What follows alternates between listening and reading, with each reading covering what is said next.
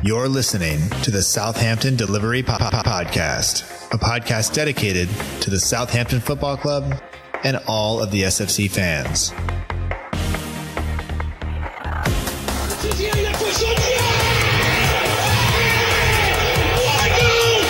just got to go out and express yourself. Fonte with a scooping header. You just got to get the job done. I'm here to get the job done. Подача, Остин все-таки забил. It's infield to Mane, 25 yards out. Lovely ball for Keller. Onside, 1-0. The fast shot. Oh my word. Unbelievable. He ran around a bit like Bambi on ice. It was very, very embarrassing to watch. And now, your host, Matt. Hello and welcome to another episode of the Southampton Delivery Podcast, a podcast dedicated to the Southampton Football Club and all of the SFC fans. My name is Matt Markson. I'm the host of the show, and no matter where you are, no matter how you may be listening, thank you for making the show part of your day. I hope that you enjoy it, and I hope more than that you feel good this morning despite whatever celebrations you underwent last night or early this morning, depending on what part of the world you were in, or early yesterday morning, depending on what part of the world you were in, because, I mean, it's not official yet, but Saints have done it. Saints have, they've done it. They've stayed in the Premier League. They beat Swansea away. They left everything out there. It was, I think, an emotional kind of time for a lot of the players. You can see it. You can hear it in their voices as Jack Stevens talked after the game with the BBC, and you could see that this was important to them, that it really did mean something, and whether it had meant something to them all year and they just hadn't been able to do it, or whether somebody had to convince them that they believed again, or whatever it is, I don't know. It just really, really showed, and it showed for the fans. You can see the reactions online, especially on Twitter if you were following along. Just the nerves that people had, the excitement when the goals went in, the excitement at the final whistle. It really is a good day. Yesterday was a very, very good day. And I think there was more positivity yesterday than maybe even when we reached the cup final against Manchester United. And I think we're all just really, really happy with how it turned out, with how the guys played, the result, the fact that we're, 99% likely now to stay up. It is all just a fantastic feeling. So this is the second episode of the week, so it's a little bit shorter. We don't normally do two episodes. It's normally just one longer episode, but I thought based on the changes from Saturday to today that this was the best way to go about it. So this is what you have. So I hope that you enjoy it. Let me know if you don't like it. If you do like it, that's what you can do to help me out just a little bit. So on today's show, what happened was I took a couple of calls on SpeakPipe, which is the link I put out earlier, where you just kind of call in from your mobile phone or from your any internet capable device, actually. So you can use your cell phone as long as you have the internet on it, and you can use your computer. You don't need a fancy microphone or anything. You just leave a voicemail, basically. I get the voicemail as a file that I can use, and I put it in the show. It's kind of that easy. And sometimes people call in and they say, hey, I just wanted to leave you this, but please don't use it in the show. And that's okay too. I talk about it on the show, but I won't actually use it. But and sometimes people call in and then I get to use it on the phone, or on the show. So feel free to always use that link. That link's always in the show notes. You can always do that. And I will be looking actually for people to do that after the Man City game this week. So after the end of the season, we'll take some calls. We'll have room for quite a few of those on the show because it is Mother's Day in the United States. So I would imagine that my time to sit down and actually record a normal-ish episode will be somewhat limited. So if you're interested, let me know, and I'll make sure you have the link, and I will put the link out when the time gets closer as well. But if you want to make sure you have the link, let me know. I'll send the link over, and you can go ahead and get your thoughts in after the Man City game. No problem. So we have a couple calls that we'll get to, and then we'll get to my interview with Richard Kharman. Richard runs a couple of podcasts. He runs the SerieASitdown. He also runs the Schalke podcast. He writes for World Football and a couple other places, and we don't talk as much about his writing in this one because I was on kind of a time limit. I was wrapping up my day at work, was technically off the clock, but still have things going on. Had to get home, all this stuff, and recording midday is just a little bit weird. So I hope that you understand. And also, I had a few audio issues. I had a couple audio issues earlier in the week, not quite resolved. So if you hear kind of some sounds like parts of words are getting cut off, that's my fault. And I'll fix it. I just wasn't able to fix it between the first episode of this week and this one. So still working on it, and I apologize. And I think I figured it out, but not before we recorded, and I messed it all up. So anyway, I'm not going to complain because things are too good, because the Saints are staying in the Premier League, and they showed some really, really good character. I think that is a word that Adam Blackmore used when talking to Mark Hughes about the team. And I think that's right. I think that's something that we were missing for parts of the season. And it was really, really nice to see them show that over the past few games. And this was the perfect time to have kind of our best run of form of the season. Left it a bit late, but you can really see what this means to people when you watch the kind of reactions from around the world, from whether you were watching at St. Mary's or you were in the stadium in Swansea, or you were watching in a bar in Australia or wherever you were. This match meant something to all of us, and it feels great just to be a part of that. It is truly a special thing. So anyway, without kind of waiting too long for that, let's roll through some of the voicemails that we got before we get to my interview with Richard. First up is Jamie Grant. He runs the Saints Report on Instagram. Here were his thoughts kind of right after the match. Absolutely unreal feeling. So proud of Mark Hughes, Gabbiadini, the whole team.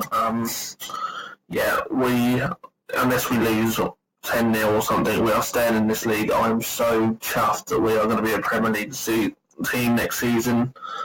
Come on, Saints, get in there. So special thanks to Jamie for calling in and doing that. The second call that we're going to play is from a voice you will recognize. You can probably even put a face with it if you were absolutely trying, and it is Freddie from The Ugly Inside. So here was his phone call. I'm not sure where he was when he did it, but it sounds really, really nice. And I appreciate both Freddie and Jamie taking the time to do that. And so here's what Freddie had to say after the match. Hey Matt, it's Freddie here. Wow, what a feeling. It wasn't pretty, but my God, we scraped it out. Doesn't care how we win, we had to win.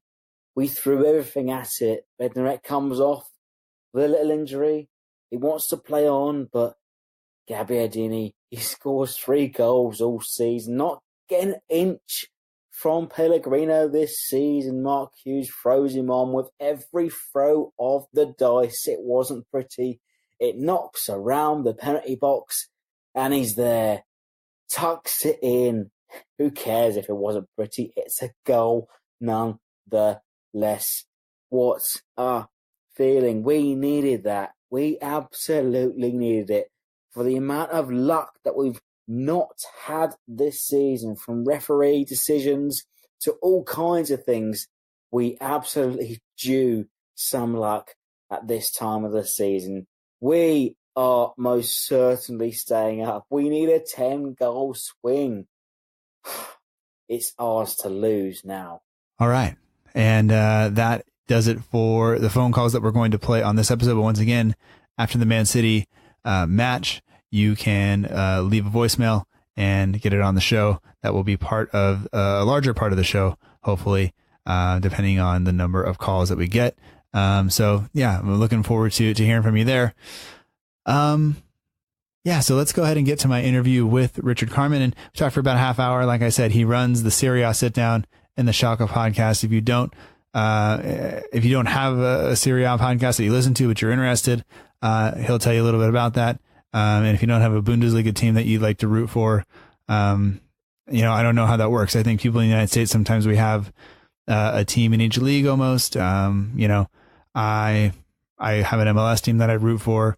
Some people do, some people don't. I don't know. So, but anyway, it was nice to talk to him and nice to talk to somebody who manages more than one podcast, which I'm not sure how he does it. So anyway, I won't bore you with that. But here is my interview or my chat with Richard Kharman about Saints' wonderful, fantastic win over Swansea. And, as Freddie said, it wasn't necessarily the most beautiful thing, but it really was, because it was a win. It was 3 points, and it puts us clear of the drop zone. And it means that barring some freak of nature kind of performance on Saturday or Sunday, we're staying up. So anyway, with all that being said, let's get to the interview. And anyway, I hope you're enjoying it. I hope you're having a lovely day.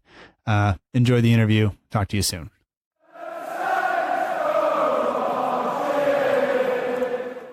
We'd like to welcome to the Southampton Delivery Podcast, Richard Kharman. He is on Twitter, and you can find a number of his podcasts and a lot of his writing on there as well. He hosts the SerieASitdown, the Schalke podcast. He writes for a number of outlets, and we're going to talk about all that. But most importantly, we're going to talk about the victory over Swansea that happened just an hour ago. Is that right? Yeah, not a little bit over an hour ago. How are you feeling about that right now? What was have you come down at all from the feeling that you had on the final whistle? It took me a while, but then I like just before we went on air, I just saw a video of the team surrounding Gabbiadini and singing and serenading him in the locker room. And then I finally came down after that, just watching that kind of relaxed me. So right now I'm relaxed, relieved most of all, but happy ultimately. Yeah, it was a bit of I was explaining to you before we started recording, kind of frustrating for me because this is the one match, this is such a big deal. I wanted to watch it. I almost took today off and I was denied that opportunity. And then I couldn't even sneak away. I had it on my phone for a little bit. I had it on my laptop for a little bit. Finally, about the time Gabbiadini scored, I was able to put my laptop on. I had to go in another room, but I was able to put my laptop on and just have the stereo, the sound going. So I heard it and I came running and then everybody looked at me as I yelled. So it was I don't know. I'm not quite sure where I am in terms of emotion and nerves and everything else. Mixed bag of everything, right? Yeah. So you're on Twitter at @r_Kharman, and you host a number of things, and I'd like to learn a little bit about those before we kind of jump into the game. And this will give me an additional chance to kind of maybe calm down a little bit. But as somebody who hosts a podcast, I have no idea how you host two. You're crazy. But let's start with SerieASitdown and just kind of explain to people they don't know what it is, kind of what it is and what it's about. Well, first off, my wife would echo those sentiments. She calls me crazy for having two podcasts and then going on third and fourth ones throughout the week. So, yeah. Thank you. So SerieASitdown. Yeah, it's basically the way we call it is a recap of the Serie A, for the weekend on steroids. We basically go over every match, we go over talking points of everything. As you can imagine, with 10 games a week, the podcast can run long. It runs probably average about an hour and a half. So we talk about everything in the weekend from the games, any newsworthy notes that we hear, whether it's something to do with the Italian national team or specific teams or trades or whatever's in the news. So then if it's Champions League or Europa League, any of those Italian teams are in there, we talk about that as well. So yeah, it's an Italian recap heavy show on steroids. SerieASitdown sounds like you said, just a massive kind of undertaking. I would like to ask you more about that, but I'm sure the listeners don't want to hear about how you prep for that, but because it doesn't really concern them. But that just sounds crazy. Now, though, do you do anything over the summer, or you just kind of take a break from it completely? It's kind of when we kind of re-energize. You don't do as much. If there's some big news that goes on, we'll definitely talk about it. Reach out. Like last year, there's when Gigi Donnarumma, who's a 18-year-old starlet goalkeeper from Milan, he was talking about leaving the club, blah blah blah. So we jumped on. We had to jump on that right away. But so usually summers we take off. Since Italy's not in the World Cup, we're not gonna do anything during the World Cup. So yeah, we usually take it off, and we've been doing it now for 2 full seasons, and we're going on to our third. So it's getting bigger and bigger each episode, it seems, and it's a lot of fun for sure. But it takes a lot of time to do it. My wife can attest to that. Yeah. And so you have a co-host for that. Indeed. And then in terms of the Schalke podcast, what do you do that one on your own, or do you have another co-host, or is it that similar setup, or how does that work? No. Well, it's kind of a blend of that a little bit. So it started out where, I wanted to hear a podcast about Schalke, and then I looked around, and, Borussia Dortmund fans had one, Cologne, Bayern had one. I was like, where's the Schalke one? I was like, you know what? I can create one. I got a little bit of free time at this point. So this is actually before I had a puppy. So then I was like, at first I started it on my own, and I was doing it, and they were very short. I started out like 15 minutes long, and then each episode would grow like a couple minutes, and then I put it out there on Twitter. I was like, hey, I'm looking for a co-host. If anyone out there is interested I had some people come on, and it was great fun. And then finally there was a guy who said, I'm very interested in being a co-host. Do you mind if I jump on? I said, do it. Let's do it. So we did the first episode.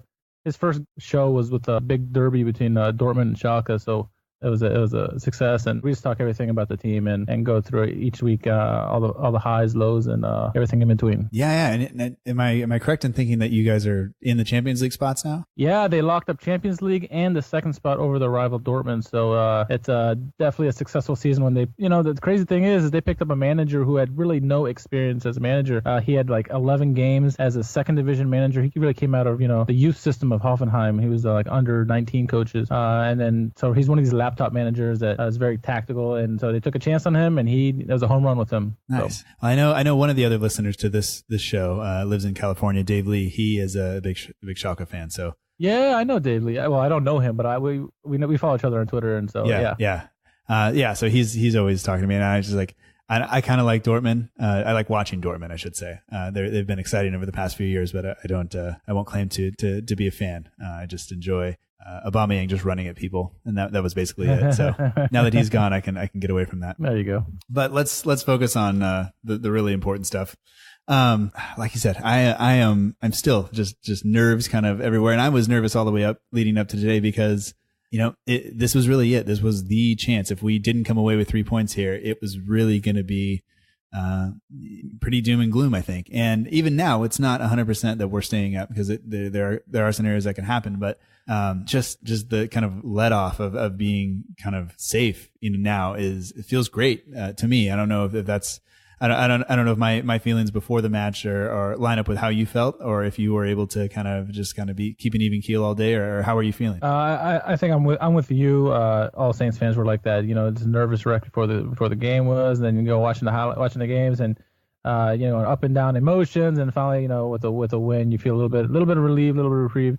It's not assured for sure. Things can happen like you said, but it's looking like they're going to stay up in the Premier League next year. So it's ecstatic. That's all I can say. It was such a rush of emotion when Gabbiadini finally did score, and like I said, I was across the way a little bit and came running as I heard it, and oh man. But let's kind of go back before that a little bit. From the start of the match, there were some, or even before, as the team went down, there were a couple of issues, I guess, with the hotel and then with the police escort. And I don't know if you picked up on any of this or you saw any of this on Twitter.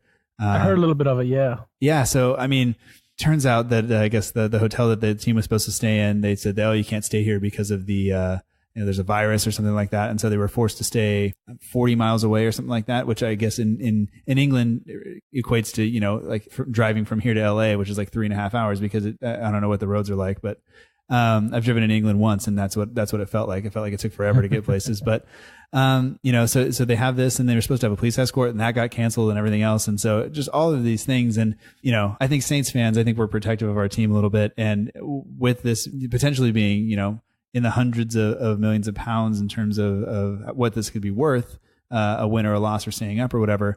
Can't really fault, I guess, the Swansea, the Swansea supporters for doing everything they can to kind of point things in their favor. But I don't know, did that stuff bother you at all, or do you just kind of you just kind of brush it off and you just kind of you still have to focus on the game? I brush it off because I'm kind of used to this. I know I've heard the stories like this from like NHL playoffs and history past, where Scotty Bowman for Detroit, manager coach for the Detroit Red Wings, used to do this all the time for the visiting teams. They would paint the locker room just before they would come in so they get the fumes. They'd mess with the hotels, pulling the alarms and stuff like that. So I'm used to hearing these kind of shenanigans between teams. So it doesn't surprise me. So I brush it off. How does a player do it? I don't know. Especially, night before a big game, you want to get that rest. You want to be, you want to get some energy back, and it's hard to do that when all that stuff is there. But you kind of put that aside and try to focus on the object at hand, which is getting a big win the next game against Swansea. So I assume they did that because the boys did very well today.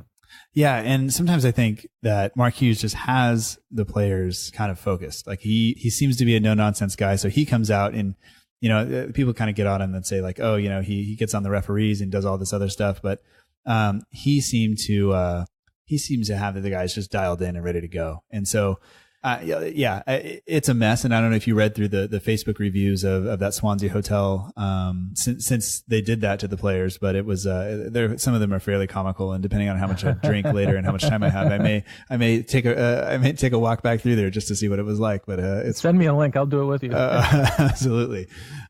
So I'm sure once they got to the stadium, they were locked in and ready to go.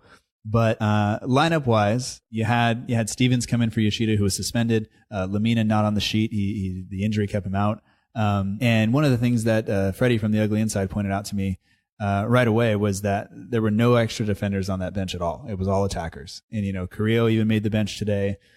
So when you saw that lineup, were you what were your thoughts about what was going on with that lineup? Well, I mean, like you said, there was no extra defenders on the bench, especially with Yoshida getting the red card in the last game. I wasn't really too scared about the defense because I'm very comfortable in the 3-back system. Not only with the Saints, but with other teams around different leagues in the world. I just love the 3-back defense because you got the 2 wingers that can come back and help as a fifth defender. So in that respect, I wasn't too worried. And when I saw the rest of the lineup, how it shaped up, it looked attacking, but it also looked like it could do well defensively. It wouldn't leave you open for too many gaps where the other team could counterattack and get many chances against you. So I felt pretty comfortable seeing the lineup. But like you said, if any injury would happen in the defense, then what do you do? And we kind of saw what happened during the game when that happened.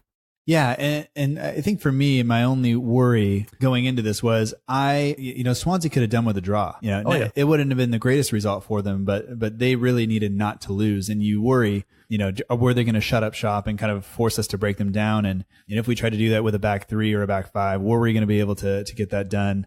Who knows? But it looked, for the most part, though, like Swansea were coming for Southampton. In the first half, it seemed that they had the majority of the possession, that they were from the portions of the game that I was able to sneak to the other tab on my browser.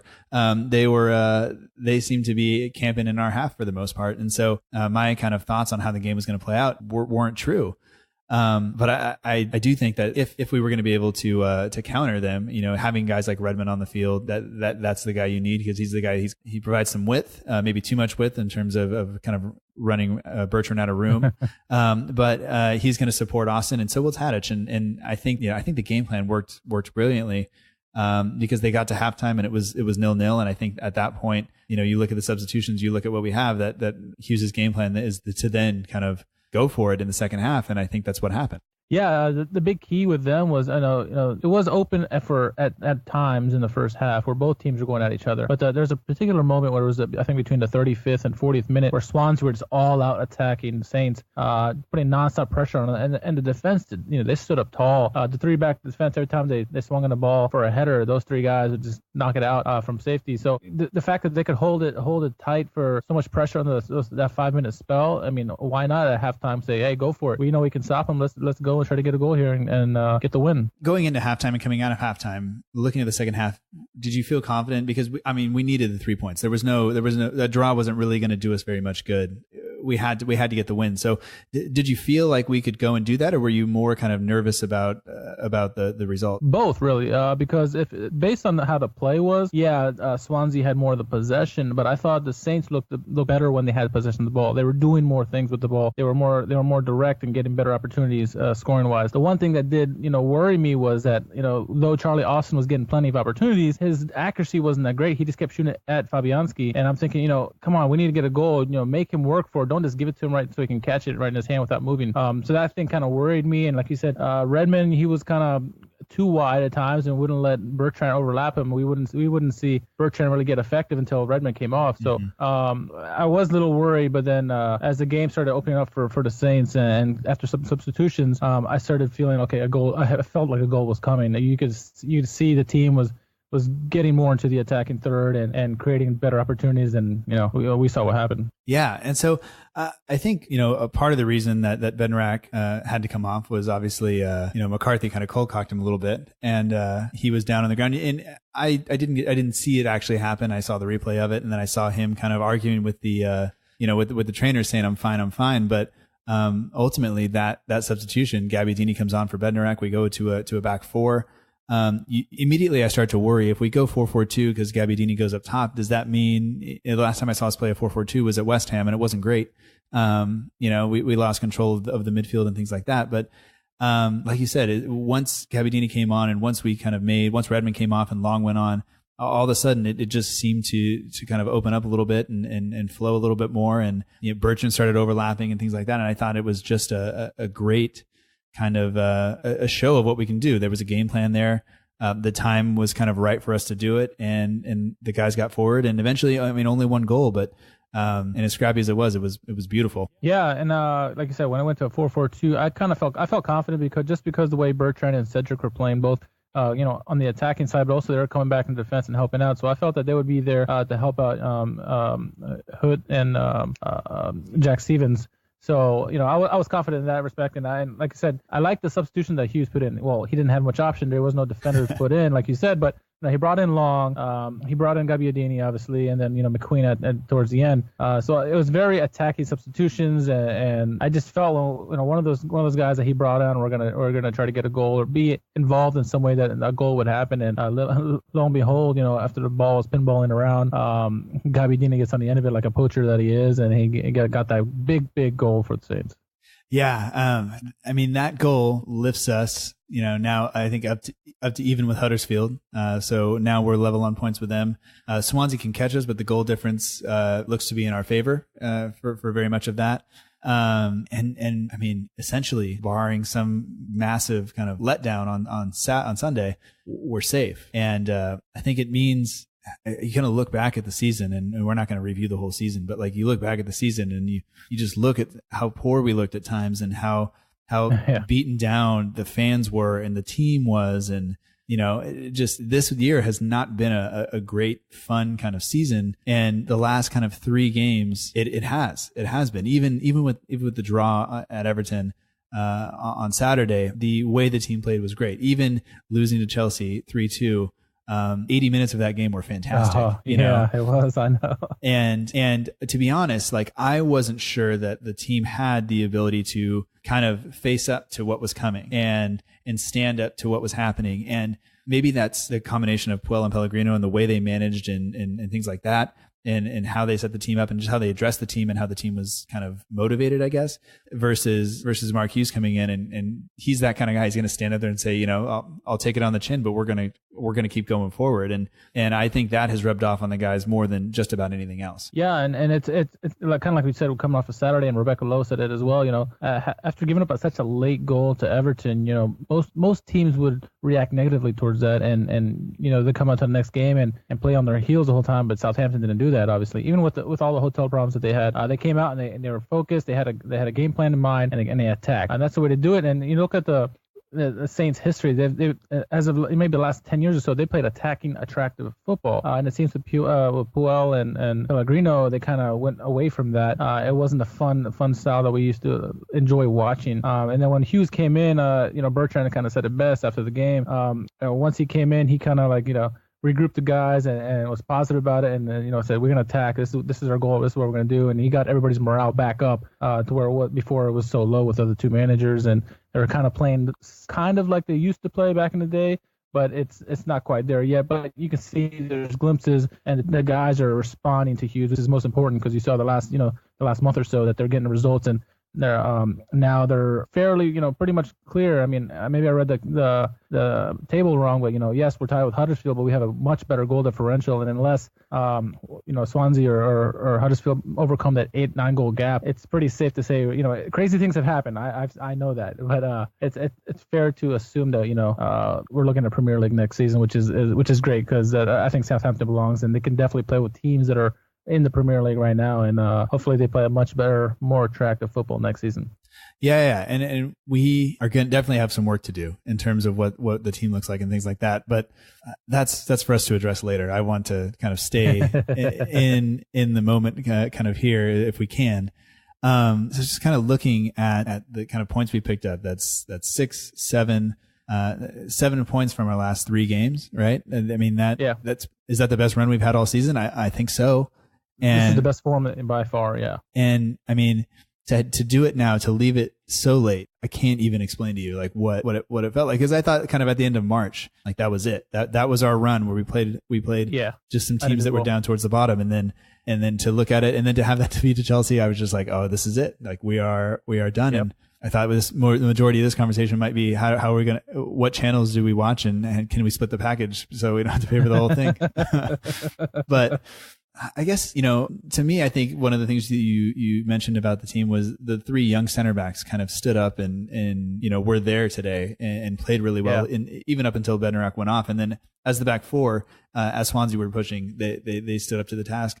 Anybody else, I think, or off the top of your head, kind of deserve maybe some individual praise based on their performance today? Højbjerg, I thought he played very well defensively and offensively. He was a good link between the defense and the attack. I was very impressed with him for sure in this game. Romeo, he didn't make any big mistakes in this one, and so which is a good thing because if a player in his position is making mistakes, you're gonna hear his name a lot more often. And you didn't hear that really. You saw him there all the time, stopping plays and getting the ball out. So that was very impressive.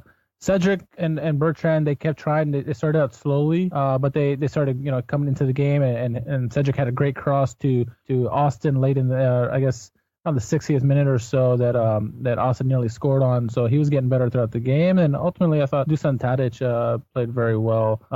He was a good I guess talisman. He was pulling the strings in the attack and then trying to set up plays, and then you could see even after the game how he was leading everybody away and celebrations and stuff. And it is a good team effort, and obviously McCarthy, you can't say much enough about him. He was just outstanding once again. His back-to-back weeks with top drawer saves.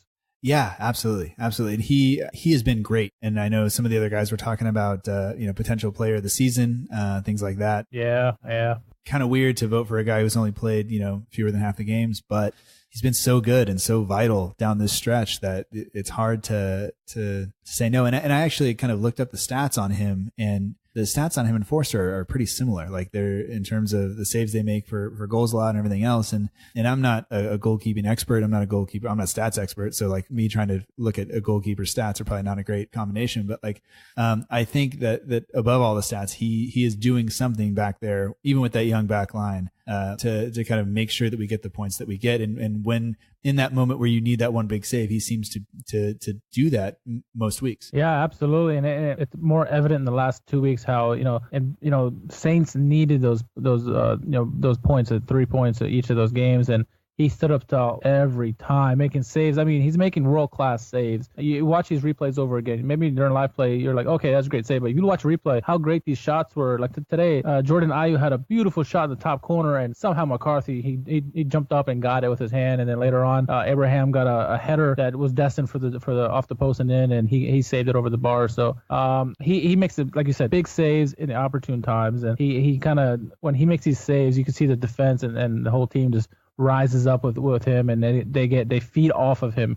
You can't say enough about this guy. Let me put it this way: I'm a big Fraser Forster guy, and when he came in, McCarthy took over. I was like, but he's won me over. I mean, how can he not? Just look what he's done every week that he's played. He's getting better and better. So this guy's great. I was a big Fraser Forster fan as well, and it took me a long time to kind of say like I think somebody else has to come in, and had to give credit to Pellegrino because he made the right call at that point. Like finally giving him the chance, I think was wonderful, and he's taken made the most of it. And kind of looking back at his career, he doesn't have a whole lot of first team opportunity in the top flight of English football, and so for him to kind of get this run now, I think has been great. But now I guess looking forward to Sunday, what's the game plan there? Is it go out and have a good performance, and if you lose 1-0, so what?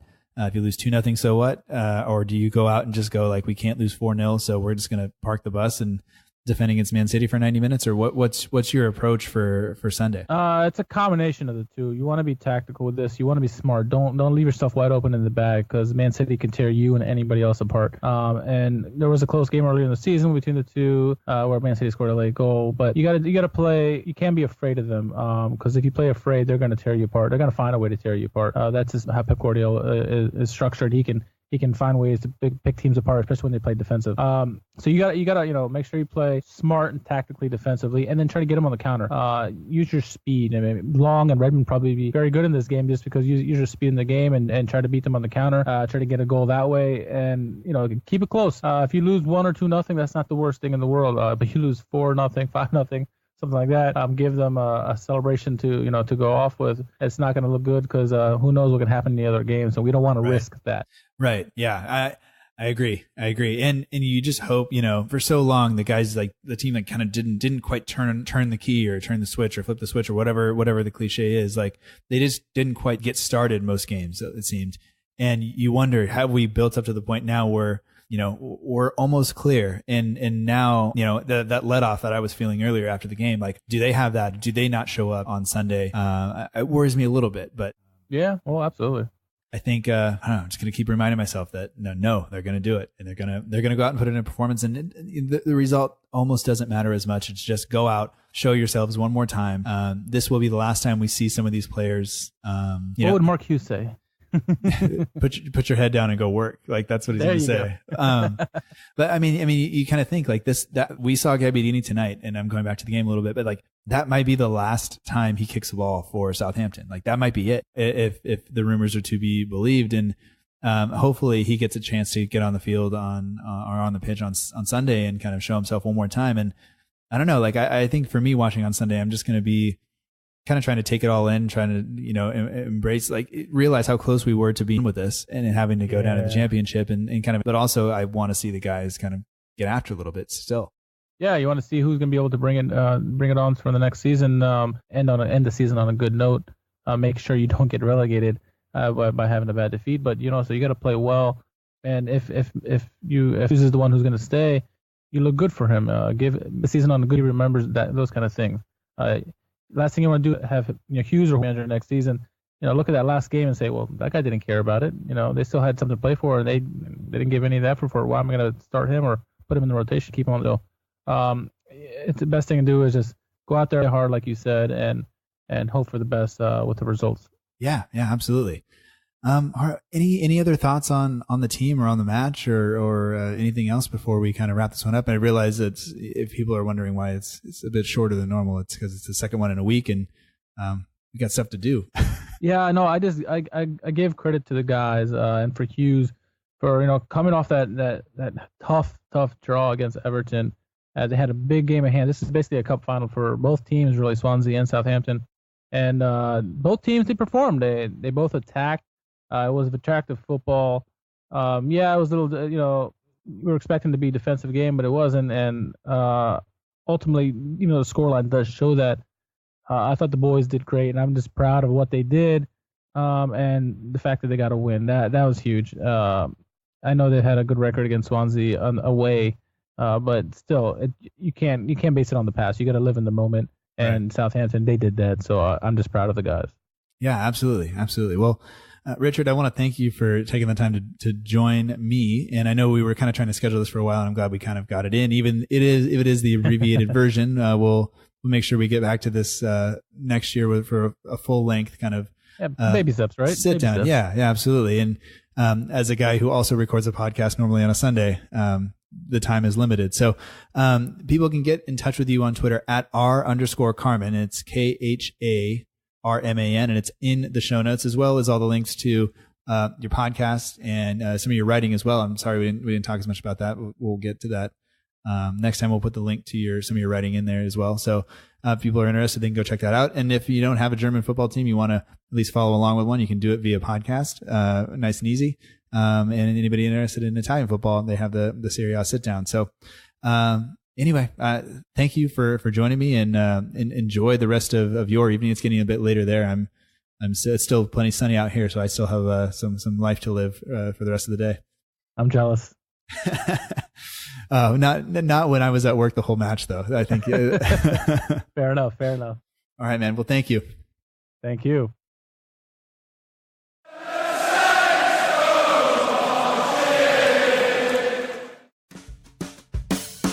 And that does it for episode 70 of the Southampton Delivery Podcast. Thank you so much for joining us. I hope that you enjoyed it.